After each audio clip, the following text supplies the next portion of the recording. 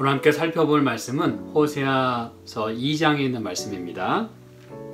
호세아서 2장 11절부터 있는 말씀을 같이 보겠습니다. 오늘은 저희가 19절까지 있는 말씀을 같이 살펴보도록 하겠습니다. 여러분, 우리 하나님께서 당신의 자녀들을 사랑하시고 또 이끌어 주시는데 우리가 다른 데 마음을 빼앗기고 또 우리의 생각을 전부 다른 데다 이렇게 쏟아 버리게 될 때 하나님의 마음을 여기 이제 표현하고 있습니다. 안타까운 그 말씀을 여기 11절부터 하고 계세요.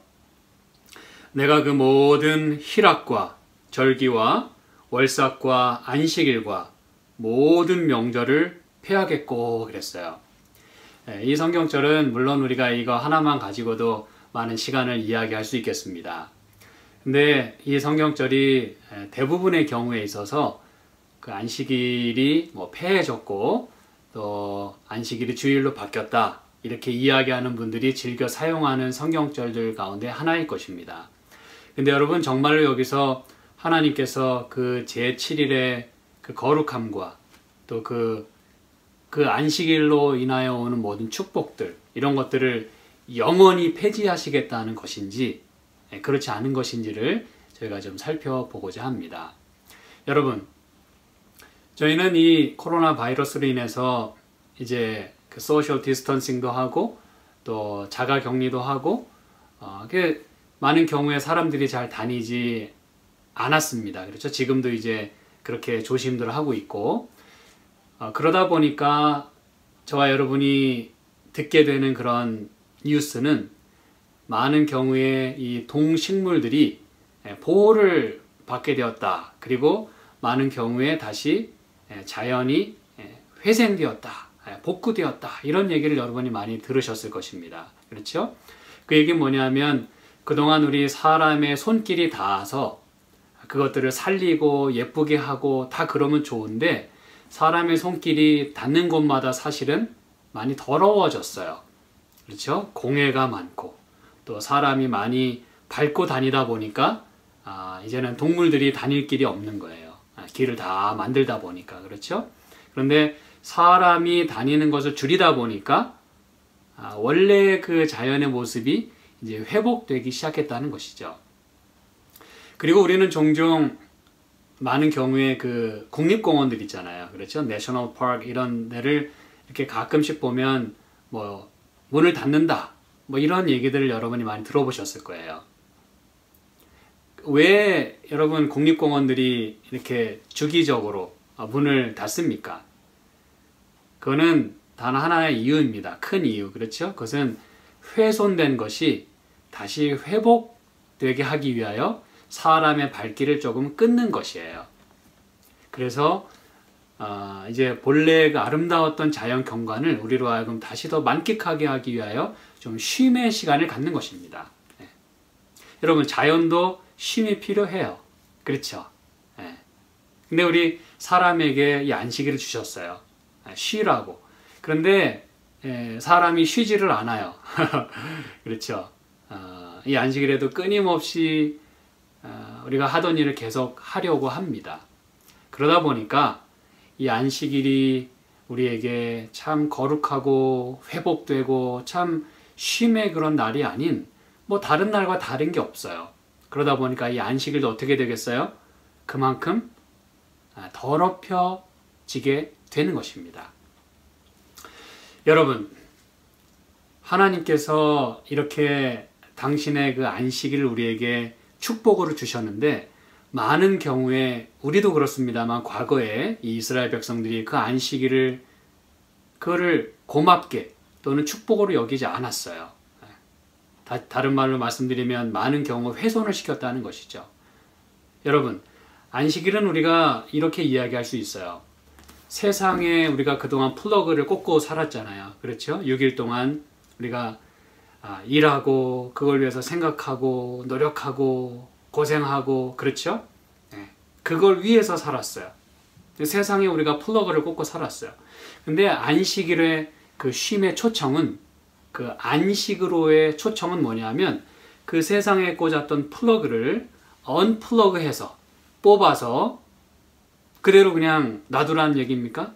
그럼 우리는 모든 게 다 단절돼요. 그렇죠? 그 대신에 하나님은 하나님에게 우리의 플러그를 꽂으라고 말씀하시는 거예요. 굉장히 중요한 컨셉이죠. 그렇죠? 우리는 세상으로부터의 플러그를 뽑아서 이제는 안식일에는 하나님께 우리의 플러그를 꽂아야 되는 것이에요. 왜 그래요? 커넥트 되기 위해서 그런 것입니다. 연결되기 위해서. 물론 일주일 동안 하나님이 우리와 함께 하시지 않은 게 아니에요. 지금 그거 얘기하는 게 아닙니다. 하나님 우리 보고 엿새 동안 힘써 일하라고 했어. 그걸 제가 말씀드리는 거예요. 그런데 안식일은 내 날이니까 나와 좀 교제하자. 그래서 그 하루를 우리가 온전히 하나님께 드리게 되는 것, 마음을 주님께 향하게 되는 것, 그걸 말하는 것입니다. 그래야 우리가 다시 어떻게 돼요? 충전되는 것입니다. 그렇죠? 그 충전된 힘으로, 새로운 힘으로 우리는 세상을 또 살아갈 수가 있는 것이에요. 그런데 이 이스라엘 백성들에게 있어서 하나님께서 뭐라고 말씀하시냐 하면 내가 이 안식일을 폐하겠다 이렇게 말씀을 하세요. 여러분 이게 안식일을 그냥 영원히 무효화시키겠다는 얘기입니까? 아닙니다. 그럼 이게 무슨 얘기인가? 사실은 우리 사람이 세상으로부터 언플러그해서 하나님께 플러그를 해야 되는데 여전히 이 당신의 백성들이 하나님께 플러그를 꽂는 대신에 안식일에도 여전히 세상의 플러그를 꽂고 있었다는 뜻이에요. 무슨 얘기인지 아시겠죠? 그래서 이 안식일이 그래서 더럽혀지는 거예요. 안식일이 사람 위하여 있는 거라고 말씀드렸어요. 그렇죠? 예수님 말씀하셨어요. 그게 제대로 역할을 해야 되는데 그게 compromise 되고 그렇죠? 타협되고 더럽혀지는 거예요. violate. 그러다 보니까 하나님께서 이 안식일을 잠깐 쉬게 하겠다 그랬어요. 그래서 여러분 폐하겠다라는 말이 여러분 잘 들으시기 바랍니다. 이 말이 없애겠다라고 하는 뜻이 아니에요. 폐한다는 말, 우리말로는 폐한다는 말로 썼습니다만 뭐 영어로는 뭐 stop 이렇게 쓰기도 했어요. 어떤 성경은. 내가 stop 시키겠다. 그건 무슨 말이냐면 안식일의 의미 가운데 안식하다라고 하는 단어가 히브리어로 샤바트잖아요. 거기서 이제 영어에 세베트가 왔는데 이 샤바트라고 하는 단어가 중지라는 뜻이에요. 중지, 쉼, 안식이란 뜻이에요. 이 단어가 여기에 사용됐어요. 그럼 이게 무슨 말입니까? 내가 내 안식일을 없애겠다라는 의미가 아니라 이 안식일을 어떻게 하겠다? 쉬게 하겠다 이 얘기예요. 안식일을 안식하게 하겠다 그랬어요. 아까 제가 내셔널 파크 그다음에 코로나 바이러스로 인한 얘기 처음에 드렸던 이유가 바로 거기에 있습니다. 잠시 이제 그 더럽혀졌던 그 안식일을 쉬게 하시겠다는 거예요. 이 상태로 가만 놔뒀다가는 완전히 그냥 깨지고 안식일이 너무너무 더럽혀지고 하나님의 이름이 그렇게 더럽혀질 것이기 때문에 하나님의 거룩함을 좀 지키시겠다는 거예요. 우리 인간에겐 좀 안타깝고 너무나 속상하지만 어쩔 수 없이 잠깐 동안 좀 문을 닫겠다는 것입니다. 여러분 이게 얼마나 가슴 아픈 이야기입니까 여러분. 하나님은 우리와 만나시기 위하여 우리를 충전시키기 위하여 나랑 좀 커넥트 되자 이렇게 말씀하시는데 사람은 그럴 마음이 없어요. 세상이 여전히 플러그를 꽂고 있습니다. 다른 걸 쫓아가요. 그 안식일에도. 그거는 꼭 안식일뿐만이 아니라 안식일을 포함하여 모든 날 동안에 하나님을 까마득하게 잊어버리고 사는 우리 인간들에 대한 하나님의 안타까운 마음이에요. 그래서 내가 잠시 쉬게 하겠다 이렇게 말씀하시는 것입니다. 그렇게 해서 그냥 뭐 우리랑 끝내겠다는 것입니까? 아니요. 다시 찬스를 봐서 하나님이 그 안식일의 효력을 발생시키고 그 안식일이 우리에게 축복이 되도록 시간을 다시 한번 기회를 보시겠다는 그런 의미인 것이죠. 망가지는 대신에 말이죠. 무슨 얘기인지 아시겠죠? 근데 그렇게 하시는 그 이유가 12절에 이렇게 말씀합니다. 저가 전에 이르기를 이것은 나를 연애하는 자들이 내게 준 값이라 하던 그 포도나무와 무화과나무를 거칠게 하여 수풀이 되게 하겠다. 여러분 여기 뭐라고 말씀하냐면 이 고멜이 그리고 이 이스라엘 백성이 뭐라 그러냐면 이거는 그러니까 하나님이 주신 축복을 말하는 거예요. 뭐 무화과나무 또 뭐 포도나무 이런 거 기름 이런 거 그렇죠?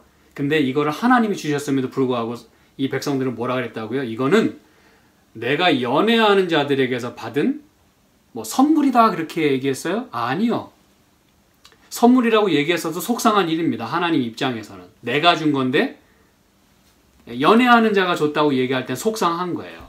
근데 여기 지금 뭐라고 얘기하는지 여러분 잘 보시기 바랍니다. 연애하는 자들이 내게 준 선물이라 그랬어요? 아니요. 값이라 그랬어요.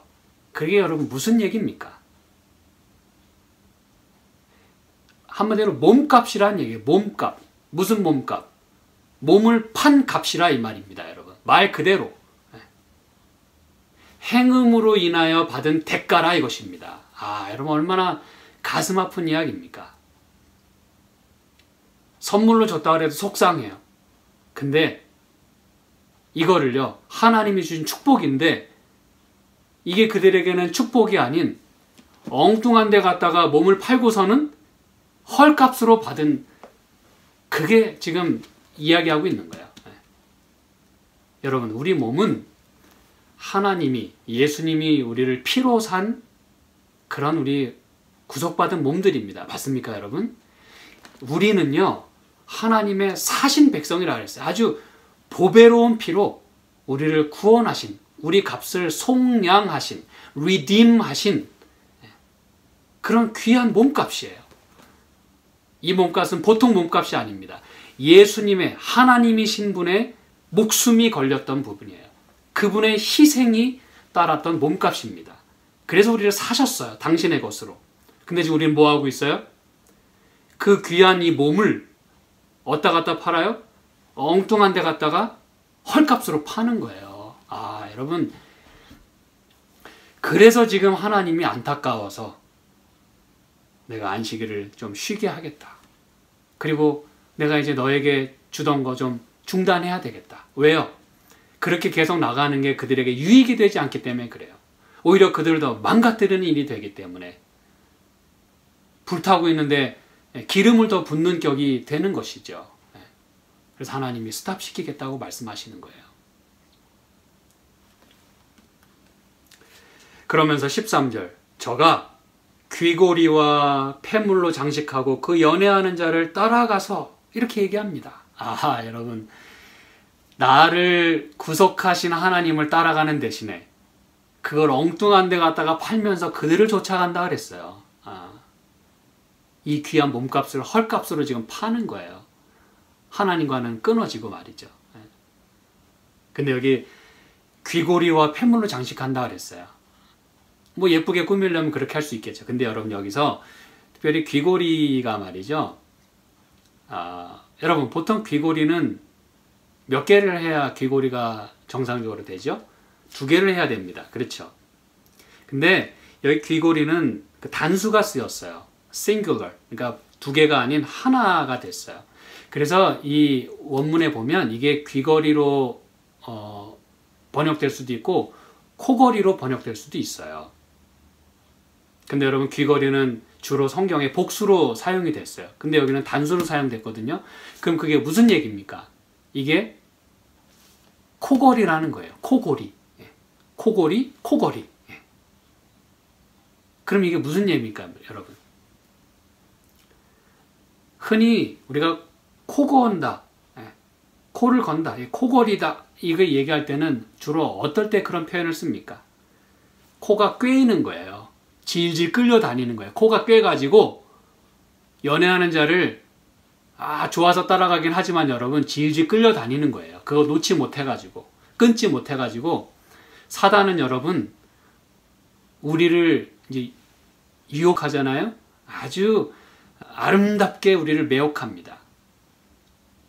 근데 여러분 그러다 보면 결국 우리는 그 사단의 그 딱 낚아채는 거기에 코가 걸리는 거예요. 코가 꿰이는 거예요.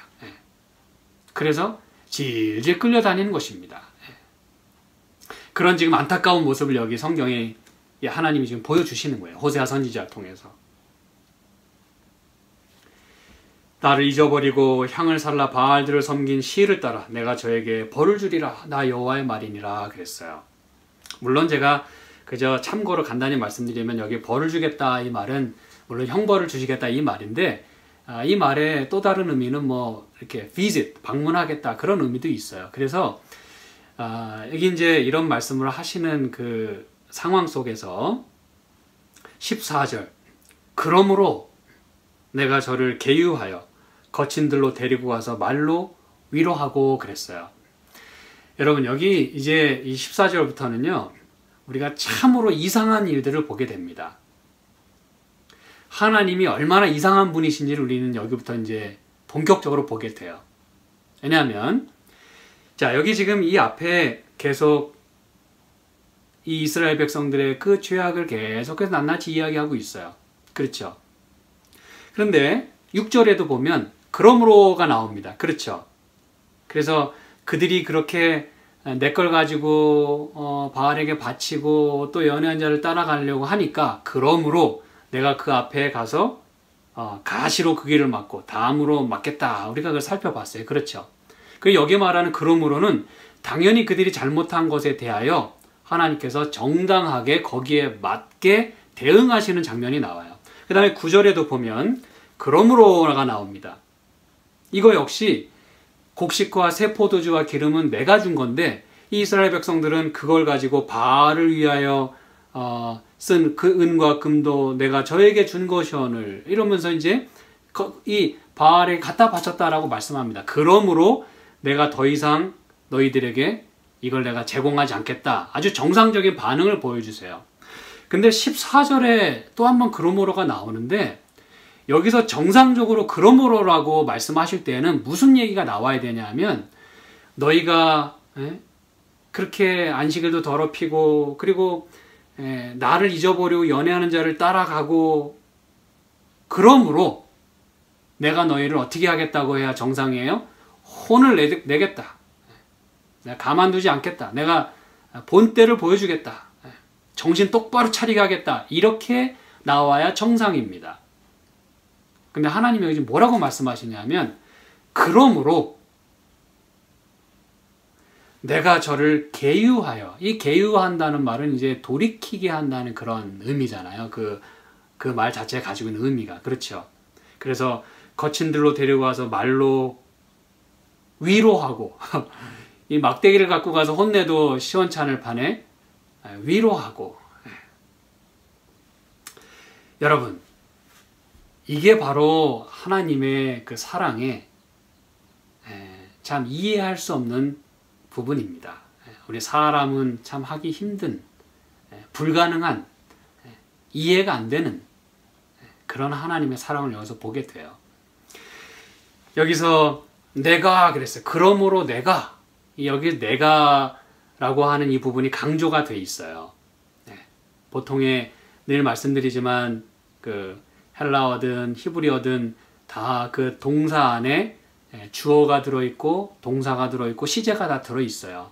근데 특별히 강조할 때는 내가 라고 하는 말을 따로 사용을 합니다. 무슨 얘기인지 아시겠죠? 그래서 이 내가가 여기 강조가 돼 있어요. 하나님이 그러므로 나는 어떻게 할 거냐 하면 내가 저를 계유시키겠다. 계유하겠다 그랬어요. 여러분 그 여인, 그 저는 그렇죠? 여기 말하는 그 여인, 그 백성은 어땠는데 13절에 다시 보면 그 연애하는 자를 따라가서 한마디로 코가 꿰가지고 연애하는 자를 따라가서 나를 잊어버리고 그랬어요. She forgot me 이렇게 돼 있어요. 그는 나를 잊어버렸다 그랬어요. 그런데 저는 나를 잊어버렸지만 나는 너를 잊을 수가 없다는 거예요. 이게 하나님의 지금 마음인 것입니다, 여러분. 그러므로 내가 저를 계유하여 여기 이제 계유한다라는 말은 뭐 사랑한다, 또 뭐 돌이킨다, 뭐 다 그런 표현이 있습니다. 근데 여기 개유한다라는 말의 또 다른 의미가 여기 이제 영문 표현에도 그렇게 번역도 했습니다만 allure 이렇게 이제 유혹한다 그런 말로 쓰였어요. entice 뭐 꼬신다 이런 말이 원문에 들어 있어요. 여러분 참 이상하지 않습니까? 지금 사고 친 아내를 아내잖아요. 자기 부인이잖아요. 결혼했으니까. 근데 또 나가서 행음하는 거예요. 또 사고를 치는 거예요. 그러면 법적으로 대응을 해야 돼요. 아니면 회초리를 들고 나가야 돼요. 그런데 저를 계유하여 말로 위로했다 그랬어요. 여러분 지금 이 호세아 선지자는 지금 하나님의 마음을 가지고 지금 이렇게 하는 거잖아요. 그런데 그렇게 방탕한 여인 그리고 다시 사고를 치는 여인에게 대하여 법적으로 대항하는 대신에 어떻게 하겠다는 겁니까?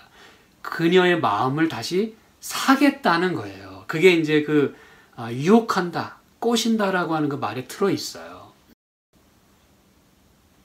여러분 놀랍지 않습니까? 나는 이 여인의 마음을 다시 사고 싶은 거예요.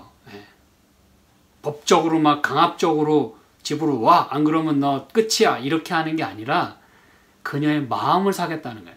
그 얘기가 여기 단어 속에도 들어있어요. 그게 뭐냐면 말로 위로한다 그랬잖아요. 그렇죠? 이 말로 위로한다라고 하는 요 말은 그냥 내가 이렇게 말로 위로한다라는 그 말이 아니라 그 원문에 보면 그녀의 마음에 말한다 그렇게 돼 있어요. 여러분 지금 호세아 선지자는 그녀의 마음에 말하겠다 이렇게 얘기를 하는 거예요.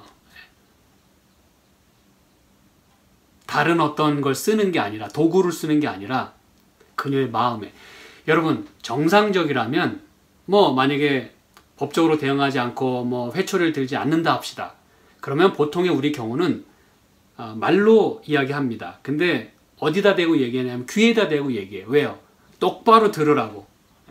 내 말 정신 똑바로 차리고 잘 이해하고 들으라고 우리는 그 귀에다 대고 얘기를 해요. 너 그랬어 안 그랬어? 왜 그랬어?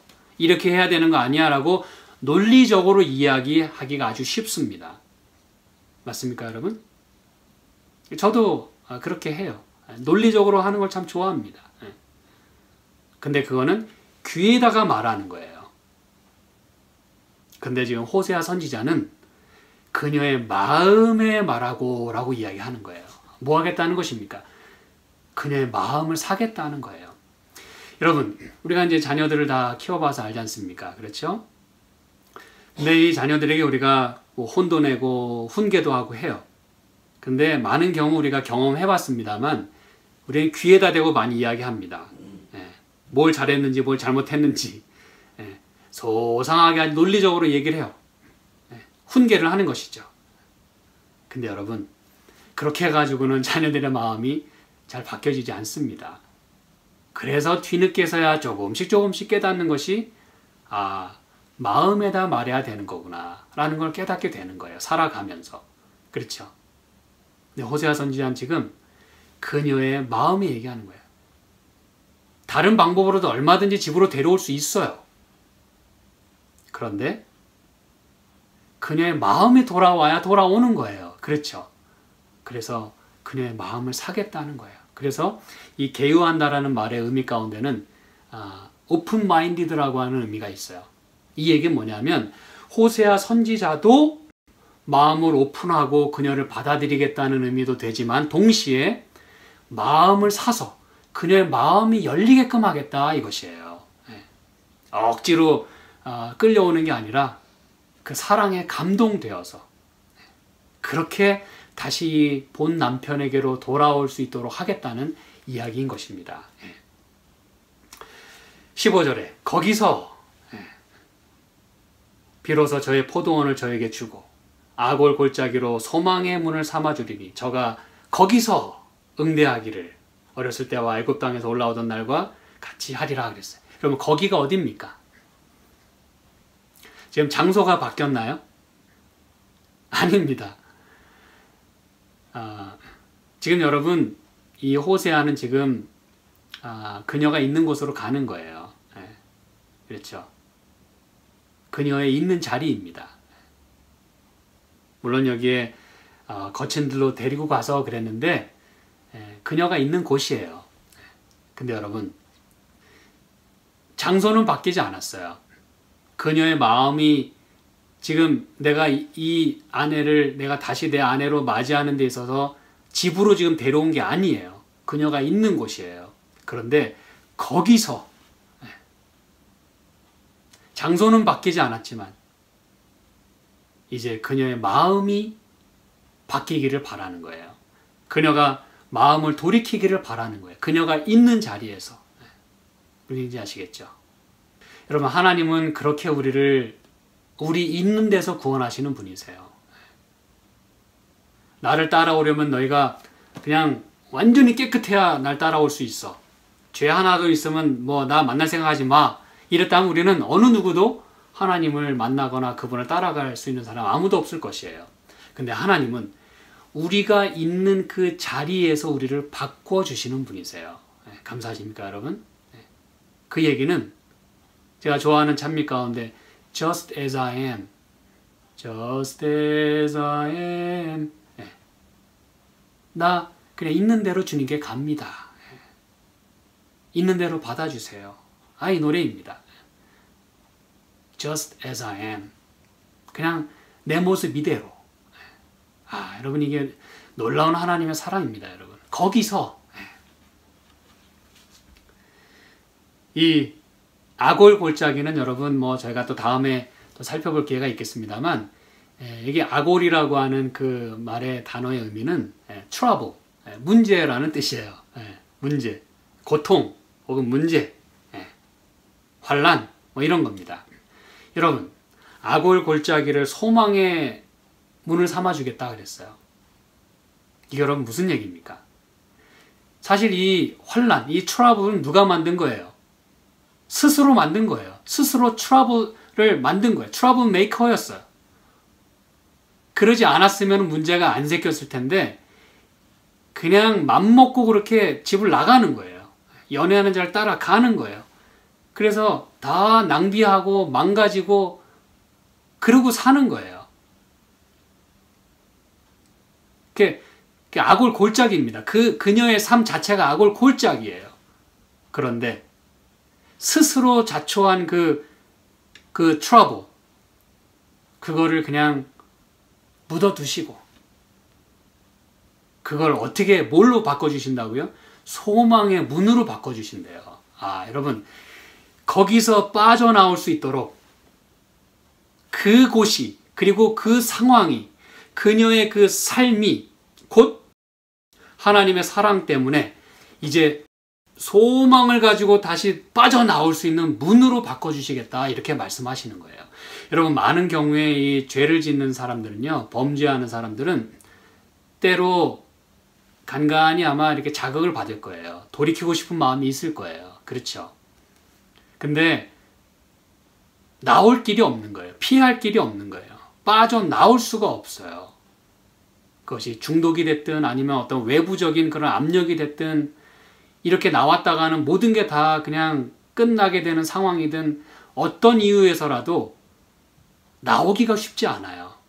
한번 발을 담그면 말이죠. 그게 죄의 어마어마한 그 위력입니다. 근데 더 놀라운 위력은 뭐냐면 하나님은 그 트러블 상태에서 거기서 빠져나올 수 있는 문을 만들어 주신다는 거예요. 여러분, 이게 바로 하나님의 사랑인 것입니다. 자, 그러면서 16절에 이렇게 말씀합니다. 여호와께서 이르시되 그날에 내가 나를 내 남편이라 일컫고 다시는 내 바알이라 일컫지 아니하리라 그랬어요. 자, 이제는 더 이상 네가 나를 내 바알이라 일컫지 않고 내 남편이라 일컫게 되겠다 그랬어요. 이 얘기는 내가 당신을 아내로 다시 맞이합니다 라는 그런 의미예요. 그렇죠? 그런데 이제는 내가 너의 바알이라고 불리우는 대신에 남편이라고 불리우게 되겠다 그랬어요. 여러분, 이게 무슨 얘기냐면 원래 이 바알은, 그렇죠? 우리가 계속해서 살펴보는 대로 이방 신이에요. 그 당시에 모든 종교를 다 휩쓸었던 아주 강한 신입니다. 바알 신은 아주 유명해요. 근데 여러분, 그 바알 신이 있고, 무슨 아시겠죠? 이 지금 바알들을 따라가는, 그 연애하는 자를 따라가던 그 신이 있어요. 그런데 여기서 말하는 내 바알이라 할 때 이 바알은 단어는 똑같아요. 바알. 그런데 이 바알이라는 뜻은 남편이란 뜻을 가지고 있어요. 이 얘기 들으셨죠? 자, 바알 신이 있어요. 그런데 그 똑같은 바알이란 단어, 똑같은 그 이름이 가지고 있는 뜻은 남편이라는 뜻을 가지고 있어요. 그러므로 사실 어떤 의미에 있어서는 이 연애하는 자를 따라간다고 할 때는 그 사람 자기 남편으로 알고 따라갔다, 이제 이런 의미도 되는 것입니다. 그런데 여기서 더 이상 나를 내 바알이라 하지 않고 내 남편이라 부르겠다라고 하는 것은, 여기 17절에도 말씀했죠. 내가 바알들의 이름을 저희 입에서 제하여 다시는 그 이름을 기억하여 일컬음이 없게 하겠다라고 하시는 하나님의 의지가 들어있는 거예요. 그게 무슨 말이냐면, 바알 신이 있잖아요. 근데 이제는 더 이상 그 바알이란 이름을 언급조차 하지 못하게, 입에 담지도 못하게, 그리고 생각지도 못하게, 기억에서 완전히 지워버리길 바라는 하나님의 마음이 여기 들어있는 거예요. 그래서 더 이상 내가 남편이라 할지라도 바알이라 부르지 않겠다, 그렇게 얘기한 겁니다. 남편이라는 뜻을 가지고 있는 그 단어, 그 바알이라 부르지 않겠다라고 말하는 거예요. 왜? 바알이란 말을 꺼내면서 동시에 뭐가 생각나는 거예요? 바알 신이 생각나는 거예요. 바알 신을 좇게 되는 거예요. 그래서 바알이라 이름 자체를 그냥 없애겠다 이거예요. 내 남편이다 그럴 때 내 바알이다 이렇게 불렀거든요. 실제로 성경에도 그런 예가 있어요. 하나님도 내 바알이시다 그렇게 한 데도 또 있어요. 그런데 여기서 지금 월드 플레이를 하고 있는 겁니다. 그냥 바알이라 하지 말고, 남편이라는 뜻을 가지고 있지만 바알이라 하는 대신에 뭐라고 하겠다? 내 남편이라 하겠다, 이렇게 하겠다는 것입니다. 무슨 얘기인지 아시겠죠? 바알이라는 그 단어 자체를 아예 그냥 말과 생각 속에서 없애기를 바라는 게 바로 하나님의 마음이에요. 하나님 말고 다른 것을 좇는 것을 아주 없애기를 바라는 그런 하나님의 마음이 들어있는 것입니다. 그러면서 이렇게 얘기해요. 그날에는 내가 저희를 위하여 들짐승과 공중의 새와 땅의 곤충으로 더불어 언약을 세우며, 자, 여기 언약이라는 얘기가 나옵니다. 그러면서 이제 19절에 내가 내게 장가들어 라는 말씀을 하시는 거예요. 자, 여기서 제가 이 장가든다고 하는 말씀을 드리기 전에 이 남편 얘기를 한번 좀 더 하겠습니다. 여러분, 여기서 내 남편이라 하겠다, 이렇게 하나님이 또 호세아 선지자가 이야기하는 것은 여러분 보통 이야기가 아닙니다. 이게 만약에 정상적인 상황이라도, 그렇죠? 네. 당신을 내 아내로 다시 맞이하겠다는 그 얘기잖아요. 그러니까 이 자체가 아주 엄청난 이야기예요. 그런데 여기서 내 남편이라고 일컫겠다라고 이렇게 이야기를 하는 것은요, 대단한 하나님의 사랑이 들어있습니다. 그게 무슨 얘기냐면, 여기서 남편이라고 하는 이 단어는 남자라는 이야기예요. 한마디로 내 남자다 이거예요. 남자란 말과 남편이라는 단어가 똑같습니다. 그러니까 내 남자다 이렇게 부르겠다 그거예요. 내 바알이라 하는 대신에 내 남자다 이렇게 부르겠다, 다른 남자 쫓아가는 대신에. 근데 여러분, 왜 여기서 이 호세아 선지자는, 하나님께서는 이 선지자를 통해서 내 남자라고 부르겠다, 내 남편이라고 부르겠다라고 왜 굳이 이렇게 여기서 이 시점에 언급을 하셨을까? 이 남편 혹은 남자라는 단어가 창세기에서 처음 사용이 됐거든요. 우리 창세기에 있는 말씀 좀 가보도록 할게요. 창세기 3장 6절입니다. 여기 이제 6절에 이렇게 말씀해요. 여자가 그 나무를 본즉 먹음직도 하고 보암직도 하고 지혜롭게 할 만큼 탐스럽기도 한 나무인지라. 여기 이제 하와가, 이 여자가 어떻게 그 처음에 이렇게 불순종하고 또 죄를 짓게 되는지 이제 그 얘기를 하면서 장면이 나옵니다. 여자가 그 실과를 따먹고 자기와 함께한 누구에게도? 남편에게도 주매 그랬어요. 여기 이제 남편이라는 단어가 등장합니다. 장면입니다. 실로 엄청난 지금 일이 벌어지고 있어요. 그랬더니 더 문제는 뭐냐면 그도 먹은지라 그랬어요. 그도 먹은지라. 아담도 그녀의 남편인 그 남자인 아담도 먹었다는 거예요. 그래서 여러분 최초의 이 아담과 하와가 범죄하게 된 거예요. 이게 뭐 어쩌란 말입니까? 이 얘기를 제가 왜 꺼내죠? 여러분 이 남편은요 참 어리석었어요. 여러분이 저를 욕하실지도 모르겠어요. 그 여자랑 운명을 같이 한 남편이 얼마나 사랑이 고귀하고 대단한 남편이냐. 여러분 사실 우리가 영감의 글에도 보면 하나님은 그 남자에게 다른 여자를 얼마든지 주실 수 있었다 그랬어요. 여러분 그 죄에 가담하면 안 됐어요. 그런데 이 남자는 참으로 어리석었어요. 너무 어리석어서 그 실과를 따먹었어요. 그 얘기는 너무 어리석어서 그 실과를 따먹을 만큼 뭐 했다는 거예요? 그녀를 사랑했다는 거예요, 여러분. 그걸 제가 말씀드리고 싶은 것입니다. 이 남자는 지금 멍청해요. 그랬다가는 같이 죽는 거거든요. 훗날을 도모할 수도 있는데 지금 그녀와 운명을 같이 하겠다고 그런 무시무시한 결정을 내린 거예요. 바보 같은 결정을 내린 거예요. 바보 같을 만큼 그녀를 사랑했다는 것이에요. 내가 이 여자 없어는 못 산다.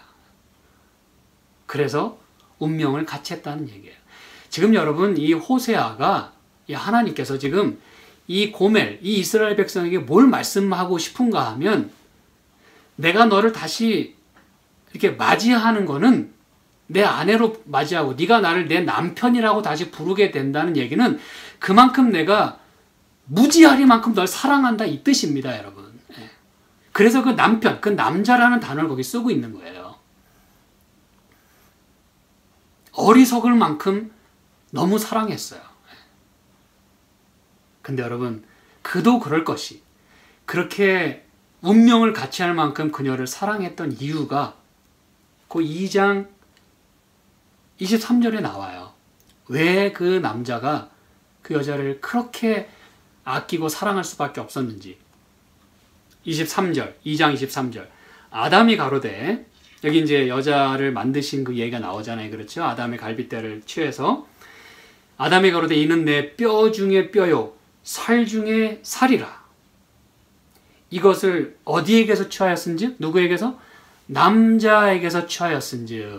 여기 그 남자라고 하는 단어가 남편이라는 단어 똑같은 단어입니다. 그래서 사실은 2장 23절에 남자란 단어가 가장 처음 나옵니다.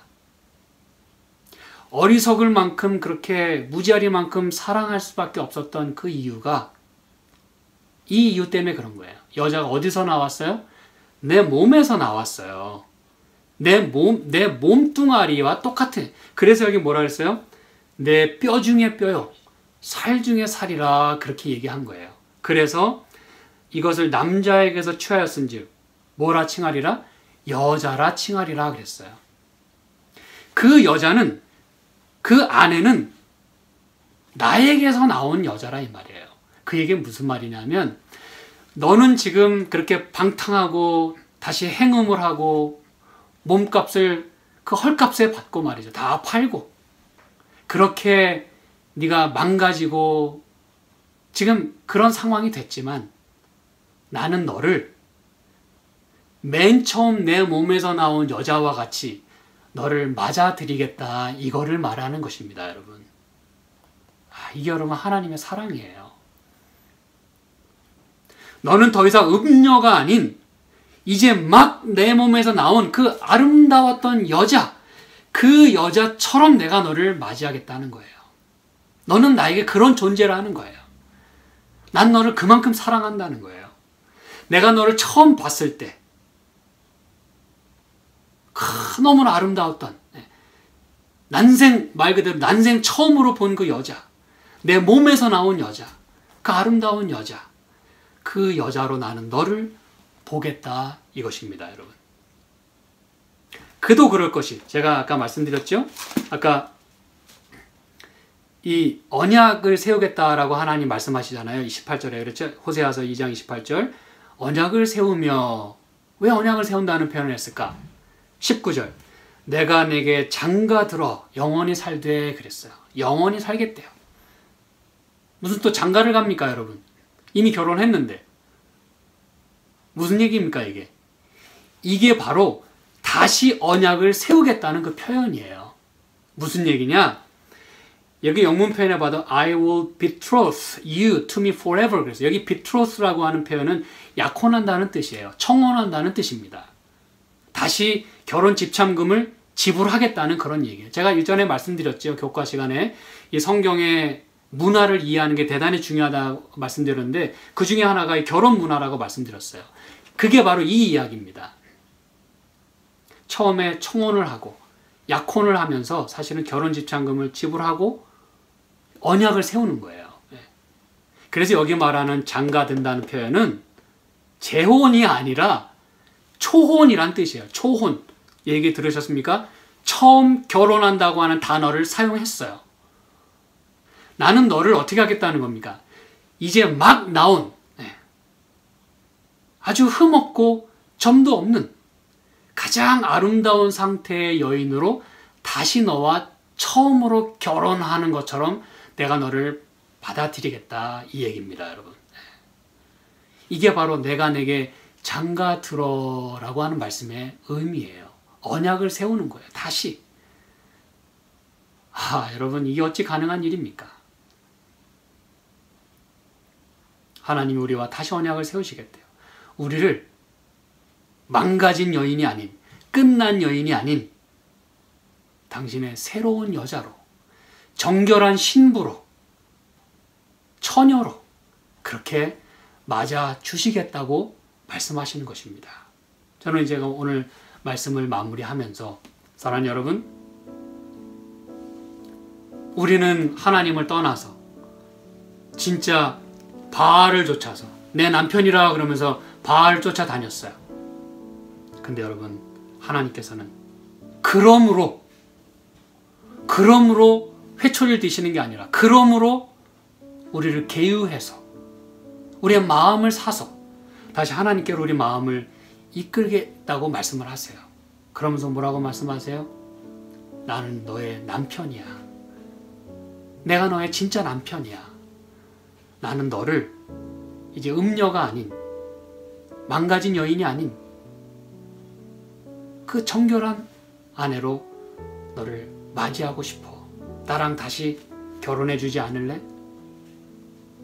사랑하는 여러분, 오늘 주님께서 오늘 우리에게 또 이렇게 초청하시고 약속을 주십니다. 우리의 죄가 많을지라도, 우리 죄가 주홍 같을지라도 그것을 고집하지만 않는다면, 우리가 그래서 마음을 다시 오픈하고 하나님께로 우리 마음을 향하게 된다면 우리 하나님 우리를 단순히 받아주실 뿐만 아니라 무엇으로? 정결한 여자로, 첫 결혼하는 그런 신부로 맞아주신답니다. 그 하나님께 감사하는 마음으로 오늘 이 안식일 우리 모든 마음을 하나님께로 향하되 세상으로부터 플러그를 뽑고 이제 하나님께로 우리의 플러그를 꽂아서 이런 하나님과의 아름다운 교제, 축복의 시간들을 저와 함께 보내게 되기를 간절히 바라며 말씀을 마치겠습니다. 기도하겠습니다. 하나님 아버지, 고맙습니다. 오늘 저희를 이렇게 사랑해 주시고 받아주시니 감사합니다. 저희가 이해 못할 이 사랑을 주님이시여 우리가 하늘 가서야 이해할 수 있을 것입니다. 주님, 우리가 짓는 죄를 고집하지 않게 하시고 이제 세상으로부터 우리의 플러그를 뽑아서 주님께 꽂음으로 주님과 연합되고 주님과 아름다운 교제 나누는 이 안식일 되게 도와주시고 몸과 마음이 지치고 질병으로 인하여 힘들어하는 당신의 자녀들을 불쌍히 여기시고 여전히 하나님께서 당신께 플러그를 꽂으면 그 강한 치유의 손길이 임해서 고칠 수 있음을 우리가 믿고 하나님께 우리 자신을 드릴 수 있도록 축복하여 주시옵소서. 예수님의 이름으로 간절히 기도드립니다. 아멘.